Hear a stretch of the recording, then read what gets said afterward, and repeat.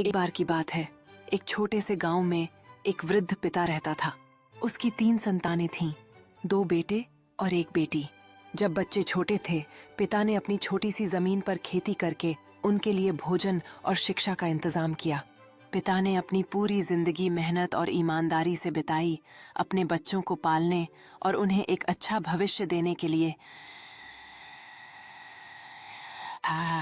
वह रात दिन मेहनत करता, लेकिन बच्चों की खुशियों के लिए उसने कभी खुद के सुख की चिंता नहीं की। समय बीता, बच्चे बड़े हो गए और पढ़ाई पूरी करके अपने अपने काम में लग गए। बेटे शहर में जाकर नौकरी करने लगे और बेटी की शादी कर दी गई। पिता ने सोचा अब लेकिन ऐसा नहीं हुआ। पिता ने सोचा अब मेरे बच्चे आत्मनिर्भर हो गए हैं, शायद अब मेरा बुढ़ापा सुखमय बीतेगा। दोनों बेटों ने धीरे धीरे पिता से दूरी बनानी शुरू कर दी। शहर की जिंदगी में व्यस्त रहते हुए उन्होंने अपने पिता को भूलना शुरू कर दिया। पिता उन्हें याद करता उनके पास जाता, लेकिन वे केवल बहाने बनाकर टाल देते। एक दिन पिता बीमार पड़ गया। उसने बेटों को संदेश भिजवाया, लेकिन दोनों ने समय की कमी का बहाना बना दिया। वृद्ध पिता की देखभाल करने वाला कोई नहीं था।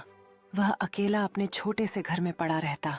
गांव के लोग कभी कभार उसकी मदद कर देते, असली सहारा तो उसकी अपनी संतानों से चाहिए था। फिर एक दिन पिता की हालत बहुत खराब हो गई। गांव के कुछ लोगों ने मिलकर उसे अस्पताल पहुंचाया।